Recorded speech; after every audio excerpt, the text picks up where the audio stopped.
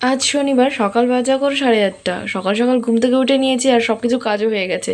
আর এখন বসেছি বাসি লুচি নিয়ে আর বাসি ঘুগনি নিয়ে। আসলে আজকে আমাদের পাড়ায় বিপত্তারিণী পুজো ছিল, তো বাড়িতে কিছু রান্না হয়নি, মা উপোস ছিল, তাই ভাবলাম এগুলাই খেয়ে নিই। আর আজকে তাড়াতাড়ি স্নান করেছি যাতে পুজোর ওখানে কিছু কাজও করতে পারি। আর আমার সাথে অবির্ভাবও যাচ্ছে। এই যে কেতের এইটা কুচিটা, আমরা কোথায় যাচ্ছি? আমরা পূজা দিতে যাচ্ছি। আর অবিরাম শখ দেখেছো, পায়ে পুরো আলতা পরে নিয়েছে আর কি সুন্দর দেখতে লাগছে পাগুলো সত্যি। আর দেখি এখানে এসে মাও কাজ করছিল, মানে পুজোতে যে পায়েস লাগবে সেটাই বানাচ্ছিল প্রসাদের জন্য। আর এখানে অবিরূপ কাজু বাদাম কিশমিশ ওগুলো যাচ্ছিল, এগুলা তোকে দেওয়া হবে না, এগুলা প্রসাদে দেওয়া হবে যেহেতু। আর এগুলা ভেতরে কোনো পোকা আছে নাকি তার জন্য ওটা দেখার জন্য আমি একটু খুলে খুলে দেখছিলাম। আর খুলে দেওয়াই ভালো, যাতে কোনো পোকা থাকলে সেটা বের হয়ে যায়। আর এই পুজোয় নাকি সব কিছুই 13 রকমের লাগে, তাই আমি এখানে 13 রকমের ভাজা কেটে নিয়েছি, এগুলো সব ভাজা হবে। আর সবজিতেও 13 রকমের সবজি লাগবে, তারপর ফুলও 13 রকমের লাগবে। তাই এখানে দেখো, এখানে সবাই সবজি কাটছিল, এখানে 13 রকমের সবজি আছে, 13 রকমের ফুল লাগবে। ভাবা যায় এত ফুল যে কই পাবো ভগবান জানে। আমাদের বাড়িতে কিছু ফুল ছিল তো সেগুলাই নিয়ে নিয়েছিলাম, আরো অনেক ফুল লাগবে। আর আমাদের পাশে একটা নার্সারি ছিল, তো সেখানে ফুল নিতে চলে এসেছি। আর এখানে এত সুন্দর সুন্দর ফুল কি আর বলি, দেখতে এত ভালো লাগছিল। আর এখানে এসে আমি প্রথমবার এমন জাম দেখলাম, এত পুচকি পুচকি জাম, এত কিউট কিউট লাগছিল। তো ভাবলাম একটা টেস্ট করে দেখি কেমন আছে। এই পাকাটা নিলাম ছিঁড়ে, দেখি একদমই পুচকি খেতে, জানি না কেমন হবে। জাম, কিন্তু টেস্ট নেই, কেমন।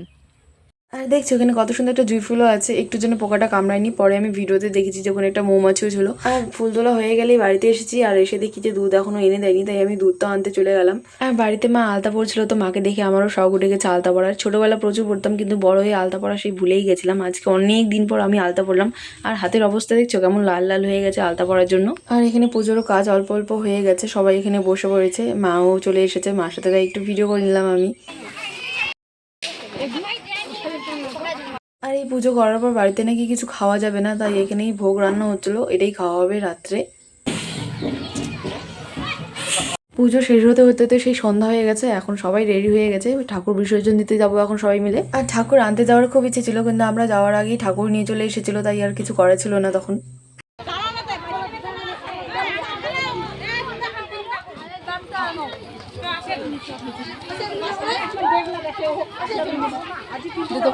আর আমার ফোনে চার্জ ছিল না, তাই বিসর্জনটা দেখাতে পারলাম না, ফোন ফ্ল্যাশ অন হচ্ছিল না চার্জ না থাকার কারণে।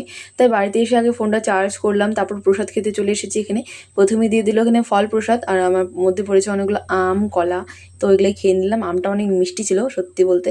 তারপরে দিয়ে দিল এখানে ভোগের খিচুড়ি, যেখানে অনেক কিছু মিক্সড ছিল, আর এটা খেতেও দারুণ হয়েছিল। আর ভিন্ডি আমি খাই না, আর এটা জানি না কী ছিল, তো এটা সাইড করে আমি শুধু খিচুড়িটা খেয়ে নিলাম।